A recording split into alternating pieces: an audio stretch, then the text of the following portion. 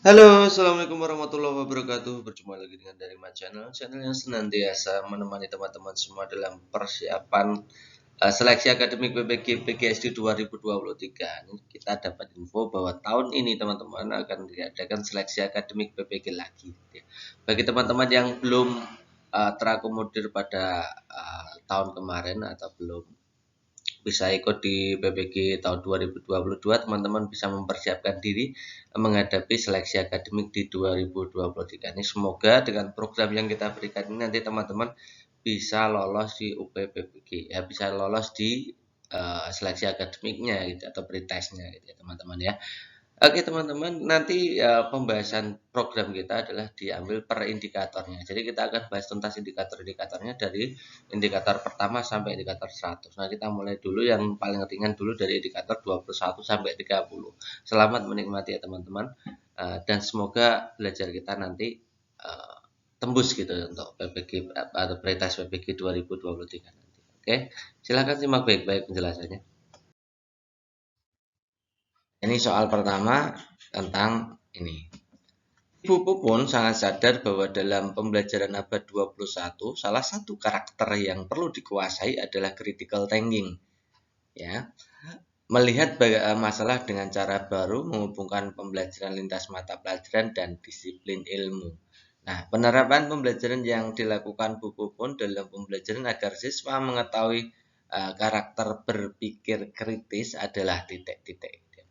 Jadi intinya begini teman-teman, di antara langkah-langkah pembelajaran di ABCDE itu mana yang mengembangkan kemampuan siswa dalam berpikir kritis, kan intinya seperti itu ya, sederhananya seperti itu.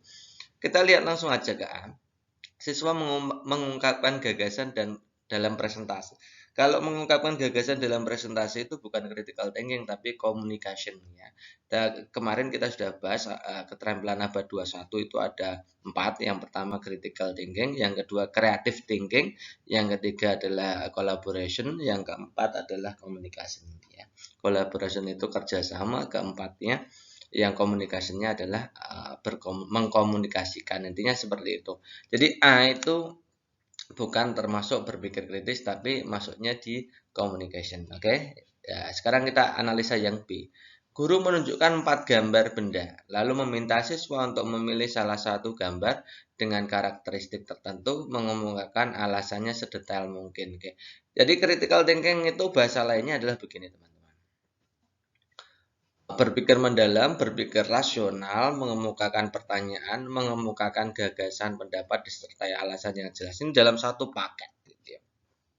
Nah, yang B ini masuk dalam hal critical thinking. Gitu ya. Ketika guru menunjukkan 4 gambar, lalu meminta siswa memilih salah satu gambar. Gitu ya.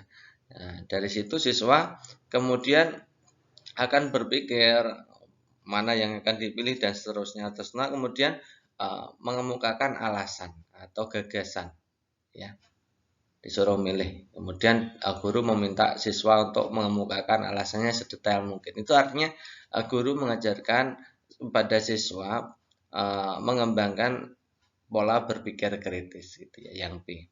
Yang C, guru menugaskan, ini yang B masuk ya. Yang C, guru menugaskan kelompok untuk membuat sebuah poster. Nah, ini menugaskan kelompok, ini ada kata-kata kelompok. Ini artinya guru mengembangkan kemampuan collaboration, gitu ya. Yang D, guru membuat soal latihan yang mendorong untuk memecahkan masalah.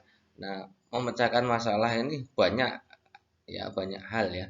Tapi ini tidak menunjukkan bagaimana guru dalam menyediakan pembelajaran yang merangsang kemampuan anak dalam berpikir kritis gitu ya. Yang siswa mengerjakan soal tipe hot. Nah, tipe hot saja tidak cukup untuk berpikir kritis gitu ya. Jadi memang jawaban yang paling tepat adalah opsi B. Berikutnya, nanti teman-teman akan disajikan itu ada gambar yang isinya adalah uh, LK gitu ya, lembar kerja. Rangkaian persegi 6 buah persegi dapat disusun sehingga membentuk bangunan sebagai berikut gitu ya. Kemudian bangun mana lagi yang dapat kamu bentuk? Kemudian dari bangun tersebut bangun mana saja yang merupakan jaring-jaring. Jadi intinya nanti kalau ada soal seperti ini teman-teman baca dulu LK-nya gitu ya. Oke, sekarang kita lihat soalnya.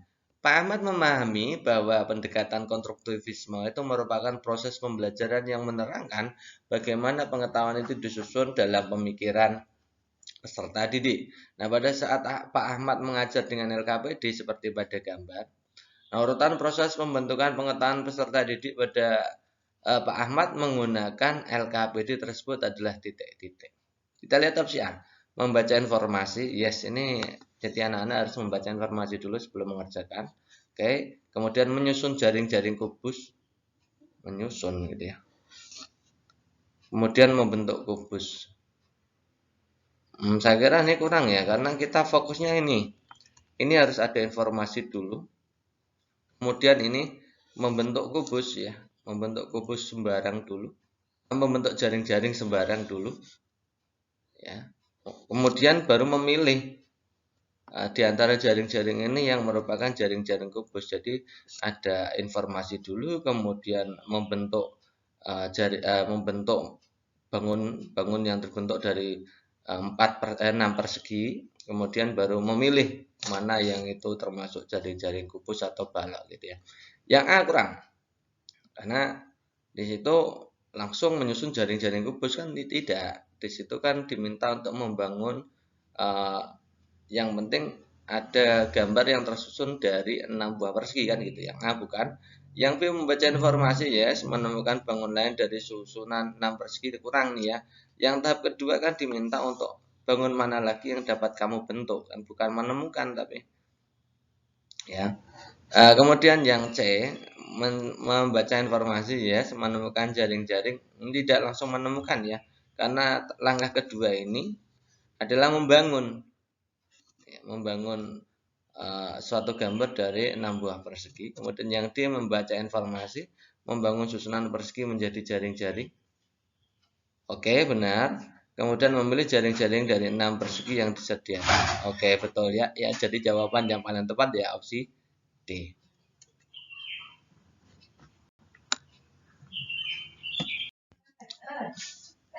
Soal berikutnya, siswa B dikenal sebagai siswa yang rajin dan disiplin, tetapi akhir-akhir ini B sering terlambat masuk sekolah, jarang mengerjakan tugas. Nah, sebagai wali kelas yang Anda lakukan apa? Jadi ketika Anda itu menghadapi suatu perubahan perilaku dari anak didik Anda, atau anak didik Anda yang berada dalam pengelolaan Anda. Artinya Anda sebagai wali kelas itu ya, apa yang Anda lakukan? Oke, kita akan bahas. Langsung saja kita analisa dari A sampai E. Meminta orang tuanya mengawasi B dalam belajar di rumah secara ketat. Tiba-tiba langsung ke orang tuanya gitu ya. Oke. Yang B menggali informasi dari B tentang penyebab perubahan perilakunya. Ini memang yang tahapan awal dari perubahan perilaku itu harus kita cari tahu dulu. Kira-kira penyebabnya apa? Apa membantu orang tua atau apa? Kalau kita lihat yang opsi A meminta orang tua mengawasi B, padahal orang tuanya bekerja kan tidak bisa kan gitu ya. Yang B menggali informasi dari B tentang penyebab perubahan perilaku. Nah, ini yang paling penting ya. Awal-awalnya ya harus cari informasi dulu gitu ya. Kalau memberi motivasi itu kalau sudah tahu kira-kira kalau penyebabnya malas baru memberi informasi, memberikan motivasi. Yang D meminta B untuk kembali rajin ini juga setelah yang B, setelah melakukan yang B kan itu. Memberi nasihat juga setelah yang B. Maka yang awal paling dilakukan adalah mencari informasi atau menggali informasi dari B tentang penyebab perubahan perilaku. Jadi jawabannya paling tepat opsi B. Next berikutnya nanti teman-teman akan diberikan KD. Ya, KD-nya adalah menjelaskan menemukan jaring-jaring bangun ruang sederhana. Ini kita garis bawahi dulu ya. Nah, diminta menentukan indikator inti atau indikator penunjang. Yang menjadi fokus teman-teman, kalau menentukan indikator inti itu yang pertama adalah lihat dulu materinya. Di situ adalah materinya jaring-jaring. Kemudian yang kedua lihat KKO-nya. Jadi ada dua yang perlu teman-teman lihat. Ini tidak saya tulis secara detail di sini. Biasanya saya buat konten itu detailnya tak tulis gitu ya. Ini saya jelaskan langsung secara lisan gitu aja. Yang pertama tadi apa? Dalam memilih indikator inti, penunjang atau pengayaan itu yang pertama lihat materinya. Yang kedua lihat kata kerja operasionalnya atau KKO-nya. Grade-nya sama apa tidak kan gitu ya. Oke, di sini materinya adalah jaring-jaring bangun ruang. Ya. Nah, kalau kita lihat yang opsi B, opsi D, opsi E, ini bukan jaring-jaring bangun ruang. Ini materi berikutnya, ya, luas permukaan balok, luas permukaan kubus, diagonal bidang itu bukan. Karena kita fokusnya di jaring-jaring kan gitu ya. Tidak mungkin kita mengajarkan jaring-jaring kemudian kita indikatornya adalah luas permukaan balok kan gitu kan. Ya. Oke, kemudian KKO-nya adalah menjelaskan dan menemukan. Mana di antara A dan D ini yang mengcover dua-duanya, menjelaskan kemudian menemukan. Kalau kita lihat yang D, mendefinisikan jaring-jaring kubus. Kalau definisi saja itu masuknya di indikator penunjang saja. Gitu ya. Nah, kalau yang fungsinya sebagai indikator inti juga sebagai indikator penunjang ya, membuka kubus menjadi jaring-jaring. Ini proses membuka kubus menjadi jaring-jaring ini kegiatan menemukan gitu ya. Menemukan bahwa kubus itu ternyata kalau dibuka dengan irisan berbeda gitu ya, nanti hasilnya akan berbeda juga. Nah, ini konsep menemukannya atau discovery-nya ada di A ini gitu ya.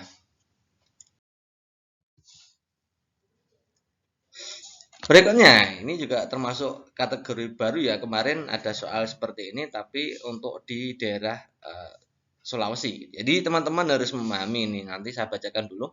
Rata-rata setiap 5 tahun sekali sebuah tsunami besar terjadi di Indonesia. Biasanya di Pulau Sumatera bagian barat sepanjang pantai Pulau Jawa. Gitu ya. Pada umumnya kerusakan pada infrastruktur melebihi jumlah korban nyawa. Faktor pemicu terjadinya tsunami di wilayah tersebut adalah tumbukan lempeng titik-titik gitu ya. Oke, teman-teman tadi saya sudah mengatakan ada dua jenis pertanyaan ini tentang lempeng ini. Teman-teman bisa cek ya. Ada yang pertama di daerah Sumatera Jawa. Itu soal Sumatera Jawa itu ini ada dua lempeng yaitu lempeng Eurasia dan Indo-Australia. Jadi Eurasia itu lempeng yang berasal dari daratan Asia Eropa itu ya. Ya, kalau kita itu kan letaknya kan sebelah apa namanya barat daya itu ya. Gitu ya. Jadi kemudian yang bagian bawah itu Indo-Australia. Kalau yang bagian selatan itu Pasifik. Jadi kalau gempa di bagian selatan itu biasanya pertemuan antara lempeng Eurasia dengan lempeng Pasifik gitu ya. Gitu ya. Atau bisa juga lempeng Indo-Australia dengan lempeng Pasifik itu kalau di daerah NTT. Jadi teman-teman harus bisa menganalisa itu.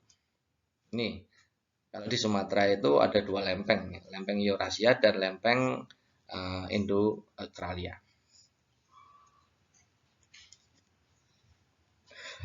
Kalau Eurasia dan Pasifik yang opsi A lihat teman-teman, Eurasia dan Pasifik itu biasanya terletak di daerah timur ya, daerah Ambon, daerah Sulawesi itu pakainya yang itu.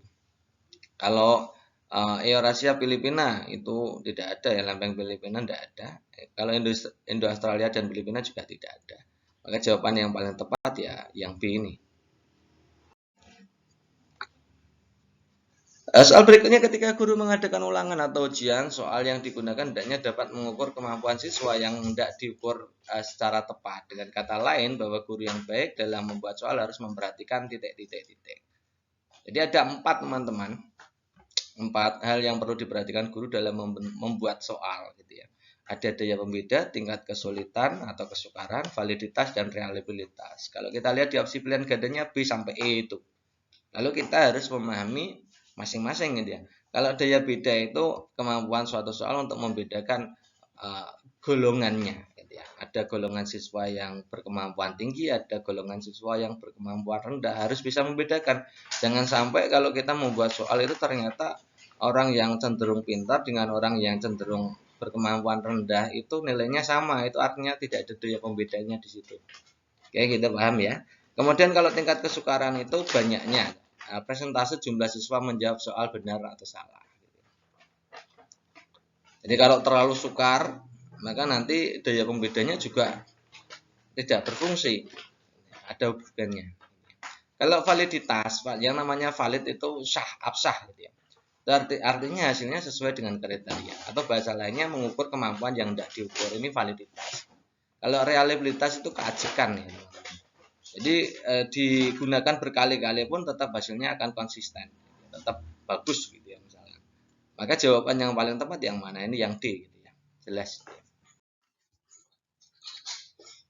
Berikutnya salah satu KD di kelas 4 SD sebagai berikut. Ini teman-teman kadang tulisannya itu kurang jelas ya, karena kita memang scan asli dari soalnya, maka kita langsung dibuat OCR-nya gitu ya. Kita lihat lagi kembali ke soal. KD-nya adalah menerapkan sifat-sifat bunyi keterkaitannya dengan indera pendengaran. Menerapkan sifat-sifat bunyi dalam kaitannya dengan indera pendengaran. Oke.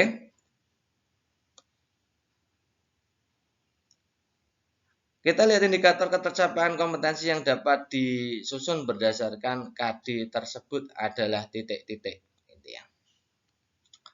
Indikatornya yang apa? Ini bahasanya adalah menerapkan sifat-sifat bunyi dan keterkaitannya dengan indera pendengaran.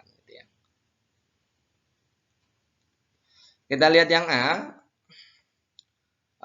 Gini ya teman-teman, kalau menjawab soal ini teman-teman harus lihat yang pertama KKO, yang kedua materi. Sudah tadi sudah kita bahas ya. KKO-nya adalah menerapkan, materinya adalah sifat-sifat bunyi dan keterkaitannya dengan indera pendengaran, gitu ya. Bisa sifat-sifat bunyi dan kemudian yang lain adalah keterkaitannya sifat-sifat bunyi dengan indera pendengaran, gitu ya. Ini kalau menerapkan 4.6, ini masuknya berarti di keterampilan gitu ya. Di keterampilan ya. Kalau yang A menyebutkan, menjelaskan gitu, masuknya di pengetahuan gitu ya, pengetahuan. Teman-teman kalau lupa seperti ini, teman-teman bisa lihat di video-video sebelumnya kita sudah pernah bahas ya. Jadi kalau C1 sampai C5 itu masuknya di pengetahuan. Nah, kalau KD-nya 4 itu artinya keterampilan. Kalau KD-nya 3 itu artinya pengetahuan. Gitu ya. Nah, karena keterampilan, maka opsi yang terpilih ya tersisa adalah B dan E. Kita lihat yang B itu membuat model tiruan pesawat telepon menggunakan kaleng bekas dan benang. Ini ya. Menggunakan kaleng bekas dan benang. Ini diagram bagian telinga. Ya. Ini kalau tidak B ya E gitu ya. Mana yang lebih condong?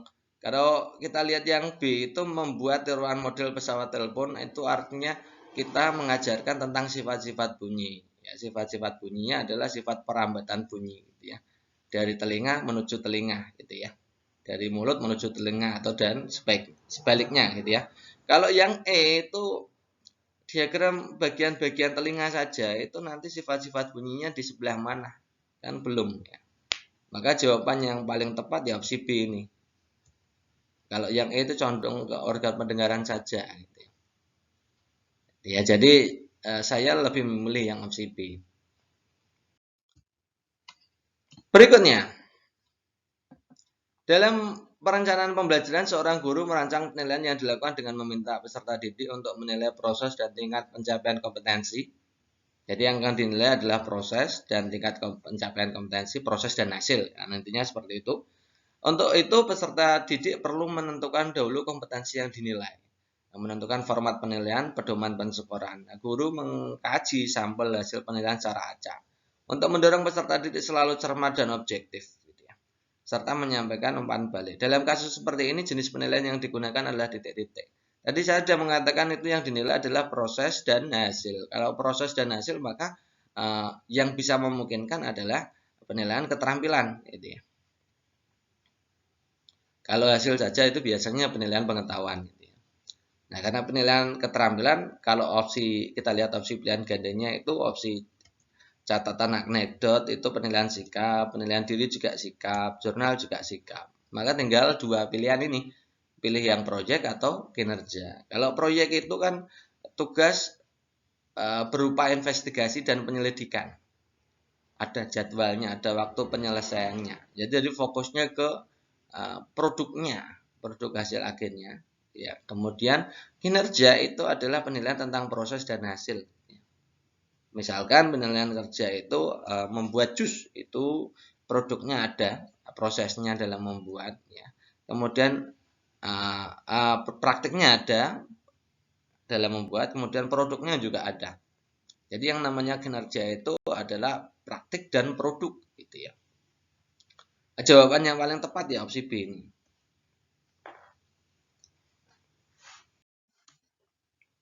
Nah, nanti teman-teman akan disajikan soal seperti ini. Ini memasangkan ya antara deskripsi pada teks dengan gambar yang bersesuaian.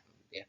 Dari 300 pegawai dinas kesehatan, 250 orang suka olahraga, 17 diantaranya hobi voli, 133 pingpong, 100 teknis. Jadi teman-teman kalau ada soal seperti ini langsung saja kita buat seperti ini. Ada 300 ya. Yang suka olahraga 250, volinya 17, pingpongnya 133, tenisnya 100. Jadi kalau kita total di situ adalah 240 ditambah 100, 240 ya, 240, 340 ya. Ini kelihatannya ada yang salah gitu ya. Oke. Nah, maka yang tidak suka olahraga kan mudah ya. Tadi ada 300 pegawai, suka olahraganya 250, berarti yang tidak suka kan 50 kan gitu. Ya. Nah, kalau kita lihat gambar ya jelas yang B ini sudah kelihatan ya. Tidak suka itu 50, yang tenis itu 100, yang pingpong itu 133, kemudian yang voli 17 kan ini kan sudah kelihatan. Kak, kenapa kita tidak harus mengkonversi? Kalau kita sudah dapatkan jawabannya, kenapa kita analisa yang lain gitu ya? Yang opsi C itu dengan menggunakan derajat. Jadi teman-teman harus bisa mengkonversi data itu menjadi bentuk derajat. Caranya bagaimana? Ya caranya ya data yang misalkan voli 17 ya. 17 itu kalau dalam bentuk derajat berapa? 17 per 300 kali 360 hasilnya berapa? Nanti dibuat sendiri gitu ya. Jadi kita fokusnya langsung ke jawaban saja. Di SD Pisang Kipas Medan, Bu Deva mengajar siswa kelas 3 subtematika tentang kewajiban dan hakku dalam bertetangga akan melibatkan siswa menganalisis masalah-masalah real dalam kehidupan nyata. Menganalisis masalah-masalah real dalam kehidupan nyata. Bersifat tidak kaku, terbuka, mandiri agar siswa berpikir kritis untuk memecahkannya. Selama ini Bu Deva menggunakan metode tugas kelompok dan mengerjakan LKPD, namun hasilnya 60% di bawah KKM. Ya, ini soalnya dibulet-bulet artinya siswa itu 60% di bawah KKM, artinya nilainya rendah kan gitu kan. Guru tersebut berencana melakukan penelitian tindakan kelas untuk mengatasi masalah tersebut. Nah, topik atau judulnya apa? Oke ya. Jadi kita berikan rambu-rambu dalam membuat judul gitu ya. Judul itu kalau dalam PTK itu sederhananya seperti ini teman-teman. Jadi judul itu yang pertama ada upaya perbaikan, ditandai dengan ada kata-katanya meningkatkan atau peningkatan, ya, itu PTK. Kemudian strategi atau model yang diterapkan. Kemudian ada sasaran yang akan ditingkatkan, misalkan hasil belajar, pemahaman konsep, keterampilan berpikir, keterampilan kolaborasi, keterampilan komunikasi, dan lain-lain. Minat, aktivitas, motivasi, dan lain-lain. Itu sasarannya. Kemudian setting itu tempatnya, ya di kelas mana, SD mana. Kadang-kadang ditambah waktunya tahun berapa kan gitu ya. Jadi judul PTK harus itu, tapi juga tetap melihat ringkas dan padatnya. Gitu ya. Kalau kita lihat yang opsi A, pengembangan ini berarti bukan penelitian tindakan kelas. Tadi saya sudah mengatakan kata kuncinya ada meningkatkan, ya, meningkatkan itu harus ada. Kalau pengembangan itu berarti masuknya di studi pengembangan. Yang B juga studi pengembangan. Kalau pengaruh Kak, kalau pengaruh itu maksudnya di studi korelatif. Lihat di video sebelumnya gitu ya. Kemudian yang D peningkatan prestasi belajar. Nih ada kata-kata peningkatan boleh. Prestasi belajar dengan menggunakan metode inquiry. Jadi prestasi belajar ini sebagai sasarannya menggunakan model inquiry. Model inquiry-nya sebagai terapannya yang akan diterapkan, model strateginya. Ini bisa saja tapi kurang yang poin keempat, settingnya tidak ada. Kalau yang E itu empat-empatnya ada, jadi penerapan model pemecahan masalah ini sebagai strateginya, meningkatkan ini ya tadi sebagai upaya perbaikannya, aktivitas dan hasil belajar sebagai sasarannya, kemudian siswa kelas 3 dan seterusnya itu sebagai settingnya. Maka jawaban yang paling tepat ya opsi E. Perhatikan contoh kasus, ada taatilah peraturan pasal 106 ayat 8 Undang-Undang Nomor 22 Tahun 2009 tentang pengendara sepeda motor tidak mengenakan helm diancam pidana kurungan, gitu ya. Kemudian ketaatan, huruf P dicoret, melanggar aturan. Ini termasuk yang penerapan moral yang mana. Jadi teman-teman harus bisa membedakan antara norma, nilai, dan moral. Kita bahas dulu gitu ya. Kita kembali memahami kalau nilai itu sikap manusia dalam menilai segala sesuatu yang ada di sekitarnya. Nilai-nilai itu contohnya nilai kesederhanaan, gotong royong, ketaatan, kejujuran, itu namanya nilai. Kalau norma itu aturan, jadi aturan yang dibuat untuk menciptakan kehidupan yang tertib. Contohnya aturan, ya ada aturan berkendara dan lain yang macam-macam kan. Kalau moral itu berkenaan dengan nilai yang baik dan yang buruk. Jadi nilai ada kualitasnya itu baik atau buruknya. Itu namanya moral. Paham ya, kalau norma tadi aturan, kalau nilai itu ya value-nya. Kalau moral itu ada hubungannya dengan value tapi sudah diterapkan apakah itu bernilai baik atau bernilai buruk. Moral itu namanya. Berkenaan dengan sesuatu yang baik dan buruk itu namanya moral. Nah, kita bahas soal kalau taatilah peraturan, jadi hubungannya ini dengan aturan. Taatilah peraturan itu berarti maksudnya di norma. Pasal sekian-sekian ini juga aturan. Aturan itu maksudnya di norma. Ketaatan itu nilai. Ya. Huruf P dicoret itu juga norma. Melanggar aturan adalah perbuatan yang buruk. Nah ini baru namanya moral. Jadi moral itu hubungannya norma yang baik dan buruk gitu ya. Atau nilai yang baik dan buruk. Nah, seperti ini. Nilai yang dianggap baik atau buruk atau norma yang dianggap baik atau buruk. Jadi melanggar aturan itu perbuatan yang buruk. Maka jawaban yang tepat yang E. Yang E maksudnya huruf E. Maka jawaban yang tepat yang ini. Kemudian teman-teman akan disajikan nanti ada gambar seperti ini. Sudah pernah saya bahas kelihatannya. Sebuah mobil berwarna perak sedang terparkir di salah satu sisi jalan. Mobil sejenis parkir berjajar, jadi ukurannya mobil sama, artinya gitu kan. Menampung 38 mobil gitu ya. Jadi kalau dijajar itu seluruhnya ada 38 mobil. Satu mobilnya ukurannya ternyata 4.300 mm. Jadi nanti teman-teman ubah menjadi meter dulu. Karena kita mengatur nanti keliling kan ya gitu ya. Jadi kalau menampung itu kan disusun berjajar artinya membentuk keliling. Ada 38 mobil, satu mobilnya 4.300 mm atau 4,3 meter kan gitu ya. Jadi kalau kita lihat satu kelilingnya, satu putarannya yang segitiga itu, kita bisa tinggal kalikan saja. 4,3 kali 38, jadi 163,4. Ini keliling dari segitiga yang ini. Dari bundaran ini ya, 163,4. Kalau kita lihat mana pernyataan yang benar. Jarak saya mengelilingi tanaman masih kurang dari 100. Ya, ini jelas salah ya, karena kita mengelilingi taman itu 163. Keliling taman itu kurang lebih satu putaran 400. Jelas salah ini ya. Jika saya berjalan berkeliling taman sebanyak 2 putaran, maka sama dengan 400. Jelas salah, itu kalau 2 itu berarti ada 326-an. Di keliling tanaman tersebut tidak lebih dari 160. Salah ya. Jadi keliling taman tersebut kan 163, berarti harusnya lebih.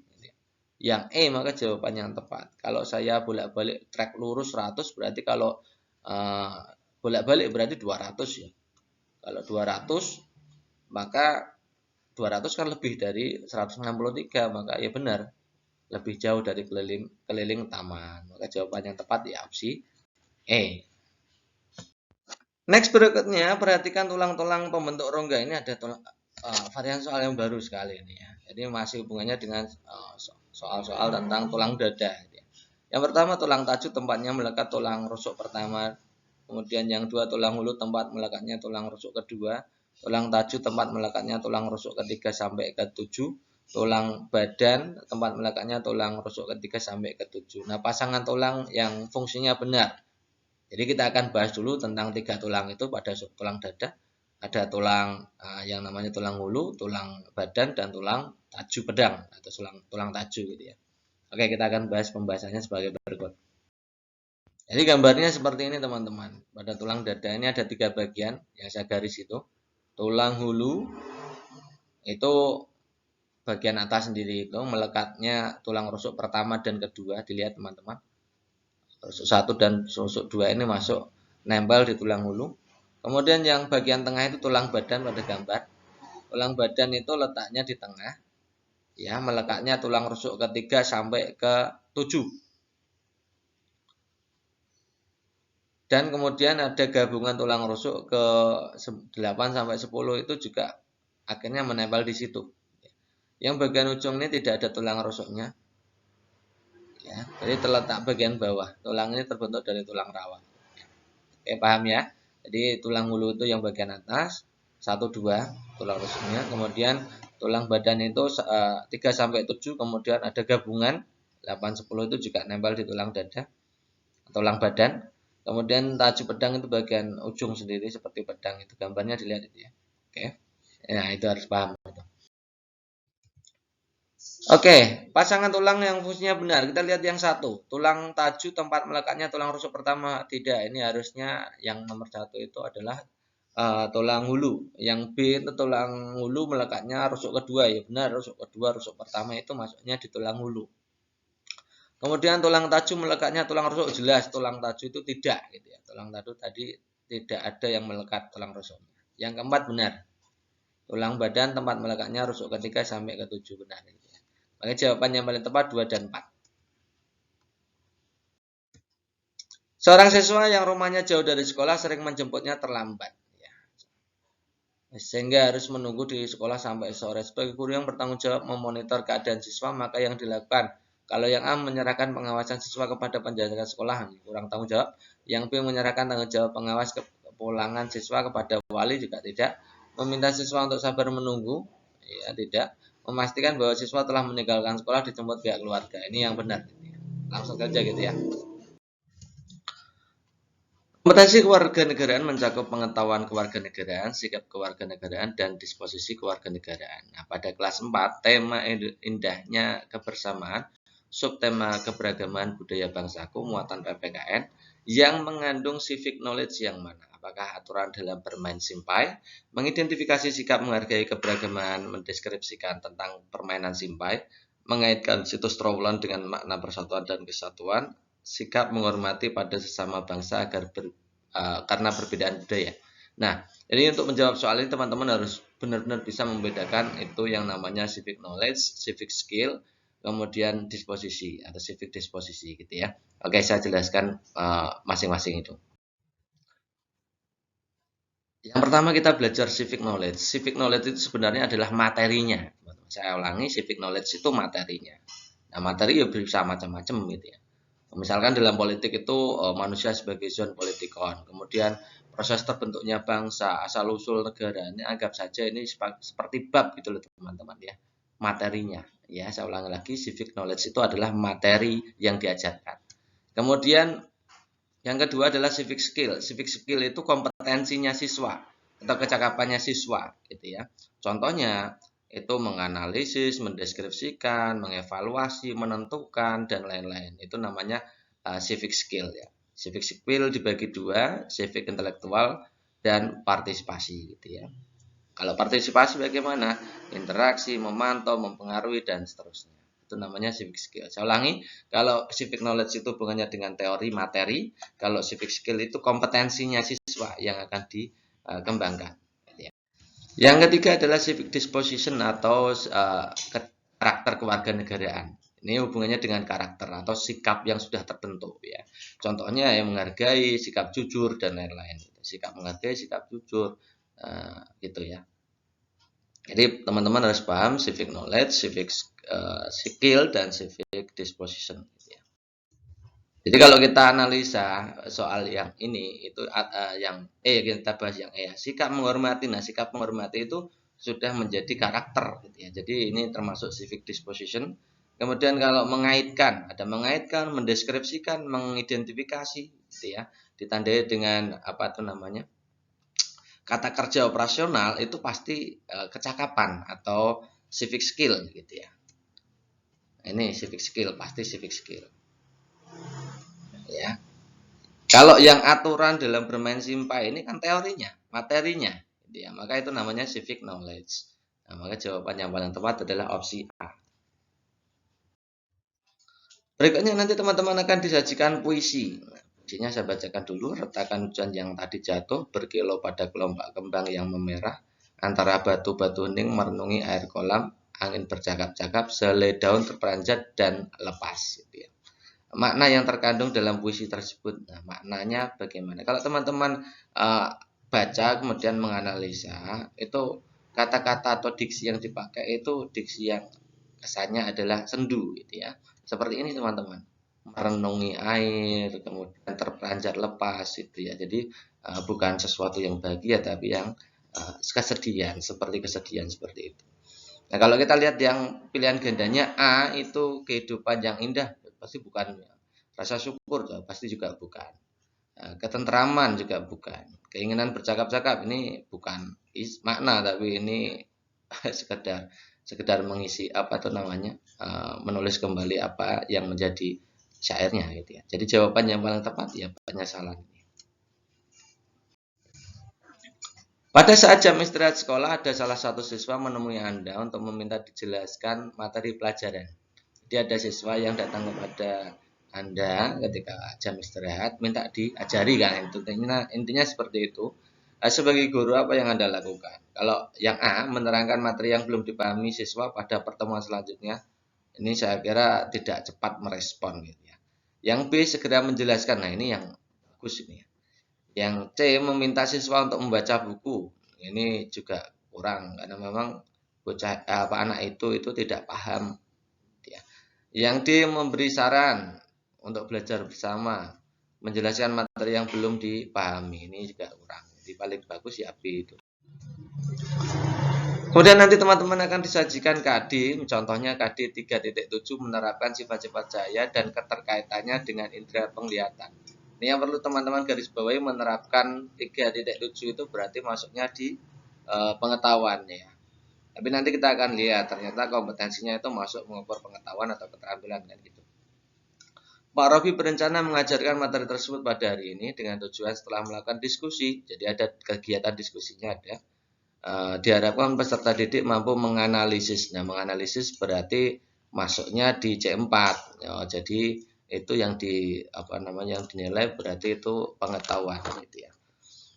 Yang diminta adalah alat evaluasi yang mengukur kemampuan berpikir tingkat tinggi. Nah, kemampuan berpikir tingkat tinggi itu harus sampai di C4, C5, C6 gitu ya. Ya, ini harus C4 bukan 4C itu ya, C4. C4 itu dari analisis, evaluasi, mencipta. Kalau kita lihat bentuk yang paling cocok memang adalah uraian. Kalau yang ini coba teman-teman lihat yang ini. Nah, unjuk kerja ini adalah penilaian keterampilan. Ya, ini penilaian keterampilan otomatis bukan.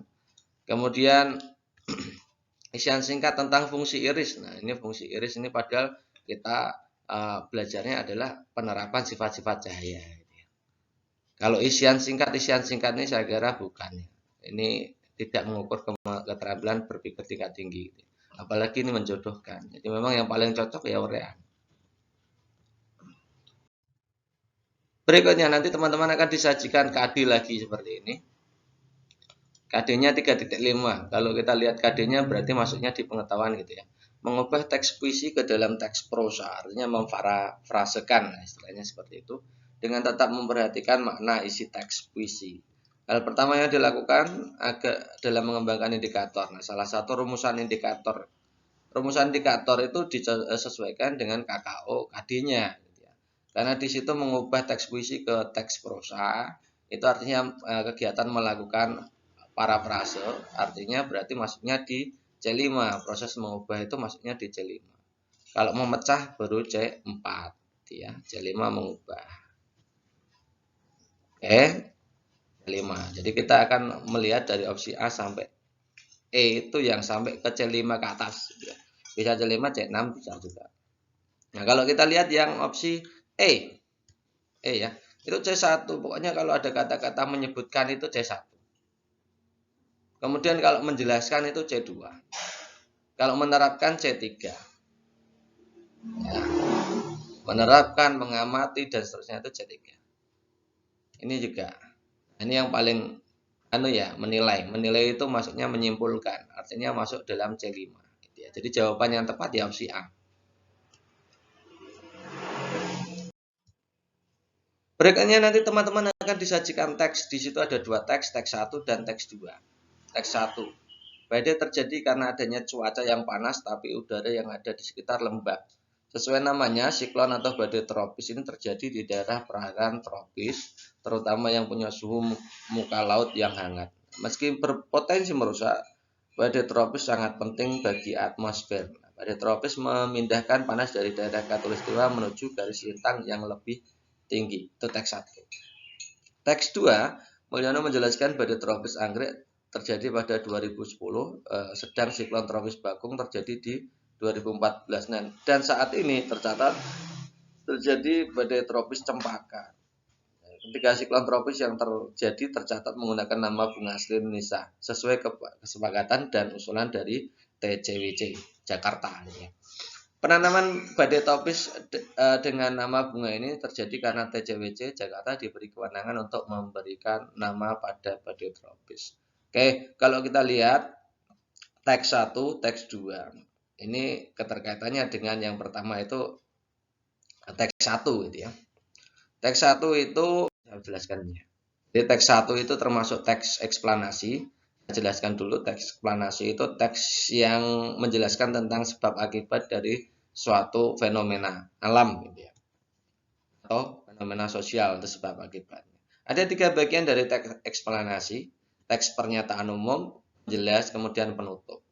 Kalau pernyataan umum itu isinya ya pernyataan umum suatu topik, ringkas jelas, yang merupakan intisari dari keseluruhan teks gitu ya, yang akan dijelaskan dengan proses terjadinya. Tapi ini hanya ringkas saja ya. Proses terjadinya, proses keberadaannya, proses terbentuknya, dan lain-lain itu masih dalam hal umum, belum ke detailnya. Kalau penjelas itu sudah detail. Kalau penutup itu bagian penutup itu biasanya kesimpulan dari fenomena yang dibahas. Oke, selanjutnya untuk teks yang kedua itu jenisnya adalah teks berita, di mana teks berita itu komponen-komponennya atau strukturnya terdiri dari 3 ya. Yang pertama adalah kepala berita atau lead. Lead itu kepala berita, atau bisa juga disebut sebagai teras berita, bagian atas sendiri itu ya. Isinya adalah informasi penting dalam berita yang biasanya selalu diawali dengan 4 unsur, yaitu apa, di mana, kapan, dan siapa ya. Itu namanya bagian dari lead atau kepala berita, atau nama lainnya adalah teras berita. Kemudian bagian kedua adalah bagian tengah, itu adalah bagian tubuh berita. Ini isinya adalah penjelasan mengenai informasi yang telah disampaikan pada bagian kepala. Jadi menjelaskan lebih detail bagian kepala. Ini hampir sama dengan teks eksplanasi kemarin ya. Kalau eksplanasi ada bagian awal, ada bagian tengahnya juga sama, ini juga sama. Gitu ya. Isinya biasanya latar belakang peristiwa hingga alasan terjadinya suatu peristiwa. Yang bagian ketiga adalah ekor berita. Ini informasi tambahan yang berhubungan dengan berita. Namun jika dihilangkan maka bagian ini tidak akan mempengaruhi pokok berita. Jadi ini hanya unsur tambahan saja. Itu ya, itu namanya teks berita. Ada 3 bagian, teks eksplanasi juga bagian. Gitu ya, 3 bagian. Kalau kita kembali, silakan teman-teman cermati ya. Teks pertama ini kalau kita lihat itu ada bukan proses ya. Siklon di sini tidak menerangkan tentang proses, tapi di situ adalah potensi merusak, tapi juga penting. Ini merupakan bagian dari kesimpulan atau interpretasi. Bagian interpretasi untuk bagian teks 1, kita kan sudah jelaskan tadi ya, eksplanasi. Kalau bagian penyimpulan atau interpretasi itu adalah bagian di mana di situ memuat kesimpulan dari teks yang diberikan. Kemudian yang teks 2 itu Mulyono menjelaskan bagian tropis anggrek dan seterusnya itu merupakan bagian tengahnya atau bagian bodinya gitu ya. Kenapa itu bagian bodi? Kalau bagian ekor kan tidak mungkin seperti ini ya. Bagian ekor itu tidak seperti inilah intinya. Kalau bagian yang atas sendiri lead itu tidak sedetail ini gitu ya. Harusnya hanya berisi pokok-pokok pentingnya saja gitu. Jadi jawabannya paling tepat adalah opsi A. Oke, soal berikutnya ini saya bacakan dulu. Siswa mengidentifikasi sumber daya alam yang pemanfaatannya yang ada di sekitar tempat tinggal. rumusan indikator penilaian psikomotor yang relevan. Ingat teman-teman, penilaian psikomotor artinya penilaian keterampilan ini ya. Penilaian keterampilan. Kalau tadi kemarin atau tadi kita sudah membahas bahwa penilaian itu ada 3 ya, penilaian sikap, penilaian pengetahuan, dan penilaian psikomotor. Kalau penilaian pengetahuan itu hubungannya dengan sebutkan, jelaskan, menentukan, dan lain-lain itu ya. Itu pasti adalah penilaian pengetahuan. Artinya C1 sampai C5 itu penilaian pengetahuan. Kalau kita lihat ya, A itu jelaskan, ini jelas bukan penilaian, ini jelas penilaian pengetahuan gitu ya. Jelaskan lagi itu pengetahuan C2 ya. Tuliskan itu juga pengetahuan C2. Bisa juga ke C3 karena di situ adalah tuliskan pemanfaatan sumber daya alam gitu ya. Kemudian berarti yang D dan E ini buat laporan. Membuat laporan itu sejenis dengan membuat project ya. Project, dua-duanya adalah project, makanya adalah penilaian keterampilan. Lalu yang benar yang mana? Kita lihat di sini ya. Ini laporan observasi pemanfaatan sumber daya alam. Ini laporan macam-macam sumber daya alam. Kalau kita lihat tadi D-nya adalah siswa mengidentifikasi sumber daya alam yang pemanfaatannya. Ada kata-kata manfaat gitu ya. Tidak hanya sekedar macam-macam sumber daya alam. Berarti jawaban yang tepat yang mana? Yang D gitu ya.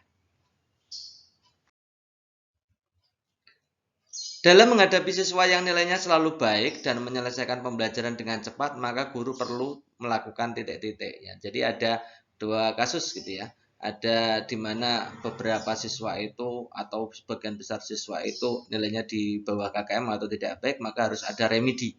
Nah, kalau baik ya terlalu cepat bagaimana? Maka solusinya adalah pengayaan. Jadi kita akan cari opsi pilihan ganda yang A sampai E ini, cari saja yang ada unsur pengayaannya. Kita lihat yang A, pembelajaran remedial. Tidak mungkin ya pembelajaran remedial. Nilainya baik dan pembelajaran selesai cepat itu ya, tidak mungkin. Yang B, pengayaan. Nah, ini perlu ya. Jadi jawaban yang mudah ya B ini. Perhatikan berikutnya. Ini teman-teman banyak yang bertanya, loh Kak itu ada soalnya sama tapi jawabannya berbeda. Ini kadang-kadang saya dapat WA seperti itu ya dari teman-teman semua. Ini yang perlu teman-teman pahami itu, nanti teman-teman tahu ya bahwa ini pertanyaannya berbeda. Ya, meskipun narasi dan gambarnya sama, tapi ternyata pertanyaannya berbeda. Oke, saya bacakan dulu, ada gambar seperti itu. Kemudian perhatikan grafik hubungan antara waktu dan perubahan suhu pada air dalam wadah A dan B. Diketahui massa air dan pada wadah A itu sama dengan massa air pada wadah B. Nah, berdasarkan grafik tersebut, besaran kalori yang diperlukan es untuk meleburnya, ini kata-kata ini penting teman-teman. Ya, tidak hanya dari suhu A ke suhu C itu, tidak hanya seperti itu, tapi ini kata-kata melebur. Nah, proses melebur itu teman-teman harus tahu proses melebur itu. Kalau kita lihat gambar teman-teman, ini proses meleburnya di sini ya. Kita bacakan dulu opsi pilihan gandanya. Sama dengan wadah B karena S memiliki kalor lebur yang sama. B memerlukan kalor yang lebih besar daripada wadah B. C sama dengan wadah B karena S memiliki kalor jenis yang sama. D sama dengan wadah B karena S sama-sama pada tahap melebur. E memerlukan kalor yang lebih kecil daripada wadah B. Nah, ini kan mudah sekali. Kalau kita lihat yang di wadah A itu kan dari 2.500 menjadi 42.500 kan gitu. Jadi kalor leburnya perubahannya adalah 40.000 kalori ya. 40.000 kalori. Sementara di wadah B itu dari 1.500 menjadi 61.500 gitu ya. Gitu ya. Dari 1.500 menjadi 49.500 ya. Jadi maka kalor leburnya adalah 48.000. Besar mana? Jelas besar B, maka kalor lebur di wadah A itu lebih kecil ya, maka jawabannya adalah lebih kecil ya, yang ini ya teman-teman. Ingat, teman-teman harus memperhatikan benar-benar itu pertanyaannya. Soalnya mungkin mirip ya, bahkan gambarnya sama, tapi ternyata pertanyaannya berbeda gitu ya. Oke, next soal berikutnya, keluarga merupakan media sosialisasi yang pertama dan utama dalam pembentukan kepribadian setiap individu. Dalam proses sosialisasi, hal pertama diajarkan keluarga adalah titik-titik. Apakah A menjadikan setiap individu memiliki adaptasi dan empati? B. Mendorong terbentuknya pribadi yang patuh dan pasrah.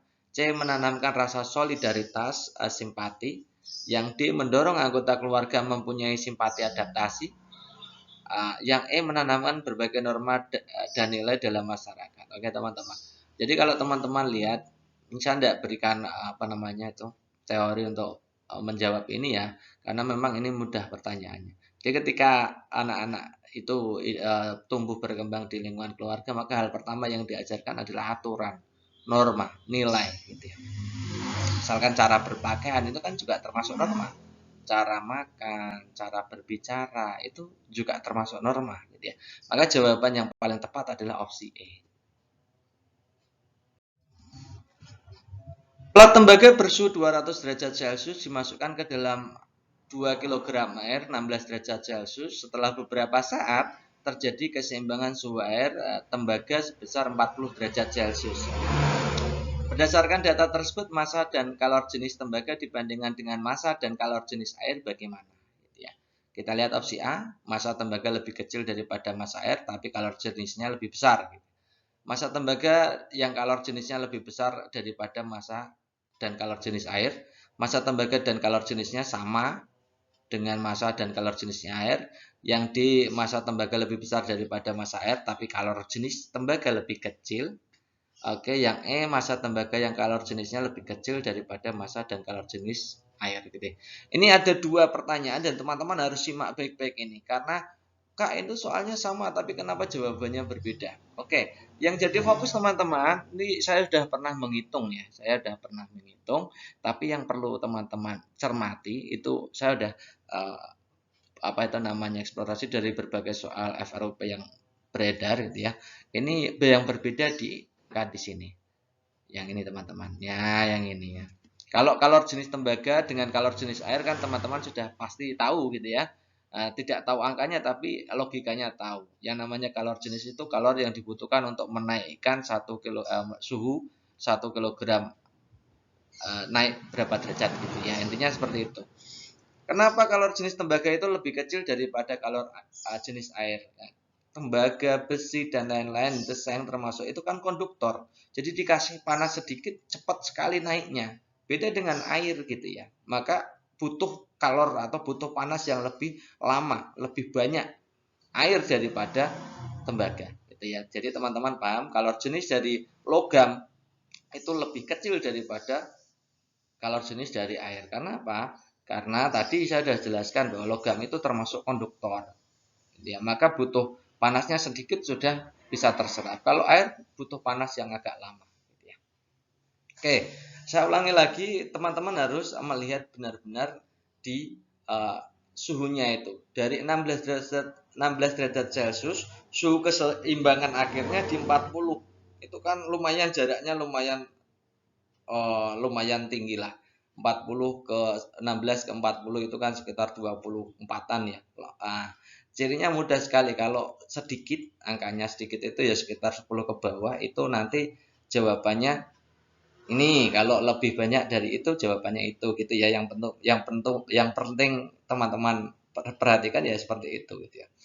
Oke, kalau teman-teman kalau misalkan keseimbangannya atau selisih dari suhu air dengan suhu agar itu lumayan besar seperti ini, maka jawaban yang tepat yang ini. Massa tembaga lebih besar. Massa tembaganya pasti lebih besar. Nah, biasanya soal-soal itu massa airnya itu 2 kg semua. Itu tidak diubah.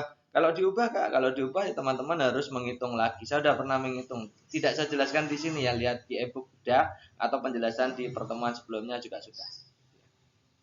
Oke, saya ulangi. Kalau cirinya kalau selisih suhu antara air dengan keseimbangannya besar seperti ini, lebih dari 10, ini maka massa tembaganya lebih besar daripada massa air. Kalor jenisnya jelas lebih kecil daripada kalor jenis air gitu ya. Kalau kalor jenisnya kan teman-teman sudah bisa melogikakan. Kalau massanya, nah teman-teman harus memperhatikan itu. Nah, saya kasih contoh yang lain ini. Nah, ini antara yang ini dan yang ini pertanyaannya kan hampir sama persis ya. 200 ada 2 kg 16. Ini kelihatannya kan sama persis termasuk pilihan gandanya. Tapi ternyata suhu keseimbangannya hanya 20. Artinya 16 ke 20 kan hanya 4, kurang dari 10 kan. Itu cara mengingatnya seperti itu, sederhana sekali. Nah, maka kalau seperti ini massa tembaganya lebih kecil gitu ya. Massa tembaganya lebih kecil, kalor jenisnya juga lebih kecil. Itu ya, teman-teman, paham ya? Oke. Soal berikutnya, ketika seorang guru memperoleh penempatan tugas baru di pulau lain dan pengalaman tersebut diceritakan kepada siswa-siswanya di tempat tugasnya, maka cerita tersebut menampilkan semangat persatuan yang berisi titik-titik-titik. Gitu ya. Oke, yang jadi fokus adalah semangat persatuannya, gitu ya, yang perlu digarisbawahi. A. Kebanggaan betapa luasnya wilayah Indonesia dan keragaman masyarakatnya. Ya, artinya ada unsur persatuan kesatuannya kan ada. Ya. Yang B. Ucapan terima kasih dan atas penugasannya di daerah baru untuk memperoleh pengalaman. Mana persatuannya kan belum ada. Yang C. Kebanggaan memiliki murid-murid yang berkebudayaan berbeda-beda. Ini juga bisa. Ini juga bisa ya. Yang D. Perasaan senang karena ada pengalaman baru. Oke, yang E bersyukur. Gitu ya. Ya, kalau kita lihat itu antara A dan C, pilih yang mana? Kalau yang A ini adalah luas wilayah, ada unsur kepulauannya, gitu ya, ada unsur wilayahnya dan juga ada unsur budayanya, keragaman masyarakatnya. Nah, kalau yang C hanya ada unsur kebudayaannya ya aja yang beragam gitu ya. Maka kalau teman-teman pilih pasti pilih yang A gitu ya. Pasti pilih yang A. Ada dua soalnya. Di situ karena ditempatkan di pulau lain, maka persatuan pulau, ya, persatuan wilayahnya juga harus diperhatikan. Berikutnya, perhatikan pernyataan di bawah ini. Nah, pernyataan di atas merupakan dampak dari perkembangan teknologi transportasi. Ini dampaknya. Kalau kita lihat yang satu, munculnya iritasi pada mata, iya karena memang ada asap, ada debu. Gitu ya. Jadi teknologi transportasi itu ada dampak negatifnya yaitu polusi udara. Maka akan muncul berbagai iritasi pada mata dan pernafasan. Maka ini juga termasuk dampak. Berkurangnya lahan pertanian saya kira tidak ya. Harusnya bukan berkurangnya lahan pertanian, tapi harusnya lebih lagi, lebih luas lagi. Kenapa begitu? Karena adanya perkembangan teknologi transportasi di berbagai wilayah itu nanti dimungkinkan ada lahan-lahan yang tidak terpakai akan digunakan karena memang jalurnya lebih mudah gitu ya. Jadi yang dua tidak, yang tiga mendukung efektivitas dan efisiensi pekerjaan, yes tentu. Mengurangi ketergantungan pada alam, ini ya juga yes. Ya biasanya misalkan kalau zaman dulu pakai rakit gitu ya, belum ada teknologi transportasi yang lebih modern, itu maka akan tergantung dari sungainya mengalir apa tidak kan gitu. Nah kalau sudah ada teknologi transportasi maka kendala-kendala seperti itu jelas sudah teratasi gitu ya. Jadi kalau kita jawab berarti 1, 3, 4 ya. Yang benar 1, 3, 4. Berikutnya dari hasil PTK tentang penggunaan strategi modeling The Why, Bu Daryanti ingin menyusun sebuah artikel ilmiah.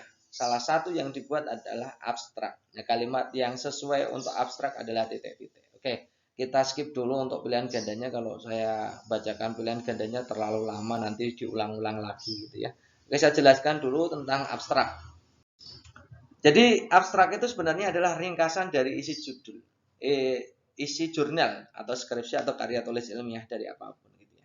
Ringkasan. Jadi ciri-cirinya adalah ada pokok pentingnya, ya intinya ringkasan ya. Ringkasan. Jadi yang ditulis adalah unsur-unsur pokok pentingnya saja, gitu ya. Terdiri dari 4 bagian. Biasanya dalam abstrak itu hanya memuat 4 bagian. Yang pertama itu latar belakang, termasuk di situ adalah tujuan, ya. Di situ adalah tujuannya. Kita kasih contoh sebenarnya penulisannya tidak terlalu bertele-tele ya, karena di situ harus ringkas. Tidak bertele-tele. Contohnya begini. Tujuan dari penelitian ini adalah untuk meningkatkan hasil belajar titik. SD sekian gitu ya. Contohnya begitu. Jadi langsung singkat padat gitu ya. Nah, kalau misalkan ditulis oleh karena pembelajarannya sekian maka itu malah terlalu tidak efektif gitu ya, tidak efektif. Maka kalau membuat abstrak itu yang penting to the point-nya, ringkas, jelas. Oke, yang kedua ada metode. Metodenya juga jangan terlalu panjang karena nanti kalau terlalu panjang itu sudah diuraikan di bab 2, bab landasan teori gitu ya. Tidak perlu ya. Jadi kalau menulis metode itu sederhana seperti ini saja.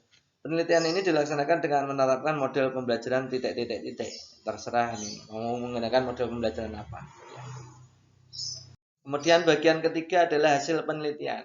Menulis hasil itu juga sesederhana mungkin, misalkan hasil siklus 1, hasil siklus 2 gitu ya. Berapa persen gitu ya. Seperti ini. Ini contohnya. Berdasarkan hasil penelitian pada siklus 1 diperoleh sebanyak 60% peserta didik mendapatkan nilai di atas KKM. Siklus 2 meningkat, peserta didik mendapatkan nilai KKM sebanyak 80%. Nah, singkat seperti ini. Kan yang penting padat, singkat, tapi juga mengena, pas, sesuai dengan isinya. Oke, yang bagian terakhirnya ada kesimpulan. Kesimpulan juga uraiannya juga harus singkat, sesuai dengan apa yang perlu kita simpulkan pada PTK. Jadi menjawab permasalahan saja. Contohnya begini, berdasarkan hasil penelitian dapat disimpulkan bahwa model pembelajaran titik-titik-titik dapat meningkatkan hasil belajar peserta didik kelas titik-titik-titik. Nah kan simpel sekali seperti itu. Jadi ingat teman-teman, abstrak itu isinya harus simpel. Ya. Boleh menggunakan tujuannya. Maksudnya itu memuat 4 hal itu. Kalau di pilihan ganda biasanya ada tujuannya, ada apanya. Tujuan pokoknya ada 4 itu. Selain 4 itu maka tidak usah dimasukkan dalam abstrak gitu ya. Oke, paham ya, selain 4 ini tidak usah dimasukkan dalam abstrak. Oke, kita analisa sekarang pilihan gandanya. Nah, kita lihat yang opsi A. Oleh karena itu, untuk memperbaiki hasil belajar peserta didik khususnya pada mata pelajaran bahasa Indonesia kelas 5 SD Kebun Hijau perlu adanya penelitian tindakan kelas di dalamnya. Ini kan panjang sekali, ini tidak efektif. Ini menyangkut tentang tujuan atau latar belakang, boleh, latar belakang bisa. Maka harusnya tidak sepanjang ini, harusnya kan gini, penelitian ini kan gitu ya. Penelitian ini tujuan dari penelitian ini adalah memperbaiki hasil belajar peserta didik, kan gitu sederhana kan. Ya. Kemudian yang A jelas salah ya, yang A salah. Oke, yang B, strategi modeling the way. Ini berarti masuk metode ya. Strategi modeling the way sebagai salah satu strategi pembelajaran dalam pelaksanaannya mempunyai beberapa kelebihan, ini juga tidak digunakan gitu ya. Harusnya kan penelitian ini menggunakan strategi modeling the way gitu aja. Dengan melibatkan titik-titik misalkan begitu. Kelebihan dan kekurangan itu tidak usah dimasukkan di abstrak. Itu sudah ada di landasan teori. Yang C, berdasarkan pada kesimpulan di atas ada beberapa hal yang sebaiknya dilakukan guru dalam upaya meningkatkan. Ini kan tidak menjawab ya teman-teman ya. Ini saran itu tidak usah dimasukkan dalam abstrak ini ya. Saran itu tidak usah dimasukkan di abstrak karena sudah ada di bagian penutup. Ya. Yang D, peneliti melaksanakan perbaikan pembelajaran kepada peserta didik di kelas karena hasil evaluasi pembelajaran yang selalu rendah sehingga peneliti termotivasi untuk melaksanakan penelitian ini dengan harapan ini juga panjang sekali tujuan, hanya menyebutkan tujuan saja terlalu panjang bertele-tele. Ini kan maksudnya di bab 1 gitu ya. Ini tidak perlu. Maka jawaban yang ini yang mungkin kemungkinan paling cocok ini ya. Coba kita lihat. Siklus 1 diperoleh nilai 66,67, KKM 17 orang atau 63%, kan jelas gitu ya. Pengamatan pada siklus 2 sekian. Ini jelas sekali ya. Maka jawaban yang paling tepat ya opsi E ini. Itu ya, paham ya teman-teman ya. Jadi cirinya abstrak itu ringkas, jelas, padat, memuat 4 bagian itu. Oke, berikutnya guru kelas 3 menulis indikator siswa mempraktekkan sikap dan perilaku sosial. Jadi praktek sikap, oke, dalam kehidupan sehari-hari. Untuk memudahkan penilaian sikap spiritual dan sosial, guru fokus menilai 5-10 siswa setiap harinya. Nah, hasil penelitian sikap direkap setiap selesai satu tema oleh guru. Guru mengolah data penilaian sikap sekurang-kurangnya 2 kali dalam satu semester. Hasil olahan akan menjadi panduan menyusun deskripsi penilaian sikap peserta didik. Alat evaluasi yang sesuai yang mana? Jadi ini menilai sikap. Oke, kalau menilai sikap itu portofolio tidak mungkin gitu ya. Portofolio itu penilaian keterampilan. Keterampilan kan ada praktik, project, produk, dan portofolio. Gitu ya. Wawancara, oke, masuk. Lembar jurnal, ya, pengamatan. Nah, coba teman-teman lihat, di situ juga ada pengecoh, teman-teman. Pengecohnya di sini yang ditanyakan adalah alat evaluasinya. Ingat ya, bukan teknik ya. Bukan bentuk penilaiannya atau teknik penilaiannya. Bukan bentuk penilaiannya, tapi adalah alatnya. Bukan tekniknya, tapi alat. Ya. Oke, kalau yang lihat yang B ini, pengamatan perilaku ini bentuk penilaiannya, teknik penilaiannya. Jadi bukan, ya. Jadi penilaian sikap itu ada jurnal, ada wawancara, ada skala sikap, penilaian diri itu termasuk jenis alat evaluasinya, lembar penilaian diri maksudnya. Oke, kalau kita lihat berarti kalau tidak jawaban A, C, D, gitu ya. Oke, kita pilih sekarang. Kalau mau lihat siswa dalam mempraktekkan sikap, masa pakai skala sikap model Likert? Tidak mungkin kan itu ya. Masa pakai wawancara, mau melihat praktek kok. Mau melihat praktek tidak mungkin. Jadi yang paling mungkin adalah jurnal hasil observasi. Dilihat pakai jurnal gitu ya. Nah, jawaban yang paling cepat paling tepat adalah opsi C.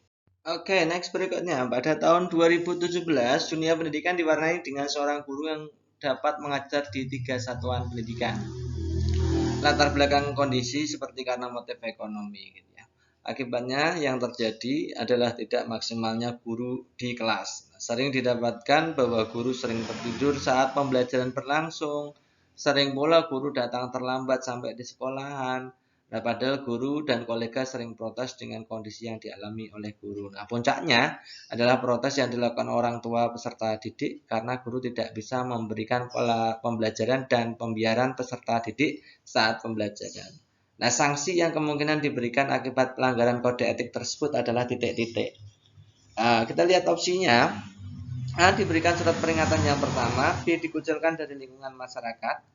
Nah, yang C. Membawa kasus tersebut ke ranah hukum. Yang D. Dikeluarkan sebagai anggota persatuan guru. Yang E. Tidak dianggap sebagai anggota di masyarakat tempat tinggal. Oke, kita akan bahas ini pelanggarannya seperti apa gitu ya. Pada kode etik.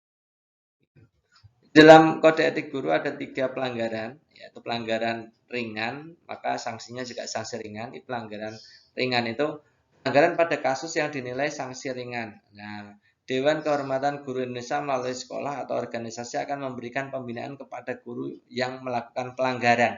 Nah, serta mengingatkan kembali kepada guru untuk menjaga harkat martabat profesi guru. Contohnya, pribadi yang kasar, tidak sabar, diskriminatif, itu contoh dari pelanggaran ringan gitu ya. Oke, sanksinya tadi sudah diberikan gitu ya. Jadi sanksinya adalah pembinaan kepada guru yang bersangkutan. Yang kedua adalah sanksi sedang atau pelanggaran sedang. Nah, pelanggaran sedang ini diberlakukan bila guru tersebut dinilai melanggar kode etik guru apabila Dewan Kehormatan Guru atau organisasi dan sekolah menilai guru tersebut melakukan kesalahan yang cukup serius. Sehingga sanksi yang diberikan umumnya tidak hanya berupa teguran secara lisan. Pihak yang berwenang berpotensi memberikan sanksi seperti nonaktif sementara, teguran secara tertulis. Nah, contohnya jarang masuk kerja. Ini tadi yang masuk seperti ini. Jarang masuk kerja, sering terlambat dan lain-lain gitu ya. Penelantaran terhadap peserta didik gitu. Maksudnya di pelanggaran sedang ini. Kemudian yang berikutnya adalah pelanggaran berat ini terkait dengan unsur pidana. Unsur pidana. Nah, guru tersebut terlibat persoalan berat atau mengarah pada unsur pidana yang merugikan banyak orang. Nah, pada sanksi berat ini biasanya diberhentikan dengan tidak hormat atau dikeluarkan dari organisasi, gitu ya.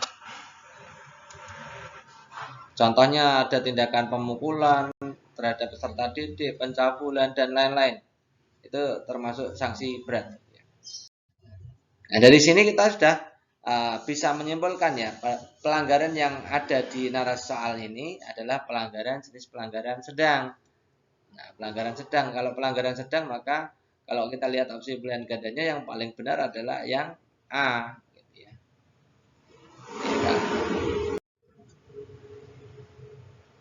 Oke, next berikutnya, pembelajaran yang berpusat pada siswa didasari prinsip pembelajaran konstruktivisme. Jika seorang guru SD ingin merancang pembelajaran dengan menggunakan prinsip konstruktivisme, salah satu langkah yang harus dilakukan adalah titik-titik. Nah, pembelajaran konstruktivisme itu membangun pengetahuannya sendiri. Jadi tidak diberikan serta-merta oleh guru, tapi dibangun sendiri oleh siswa. Pengetahuan demi pengetahuan itu. Kayak kita lihat opsi pilihan gandanya. A. Membimbing siswa dalam mengaplikasikan konsep-konsep baru ke situasi dunia nyata. Ini membangunnya di mana? Belum ya.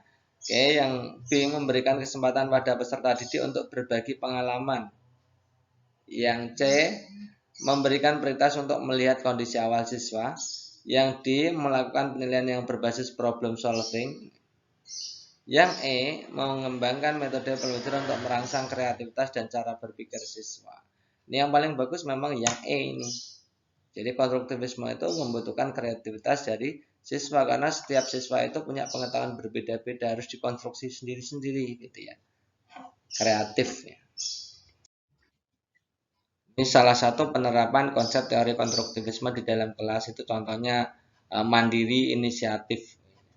Yang kedua, mengajukan berbagai pertanyaan terbuka yang memungkinkan siswa itu memiliki banyak jawaban. Masing-masing siswa memiliki banyak jawaban, banyak respon berbeda. Mendorong siswa berpikir tingkat tinggi. Jadi ada 3 hal ini. Maka jawaban yang paling tepat benar ya yang E. Gitu.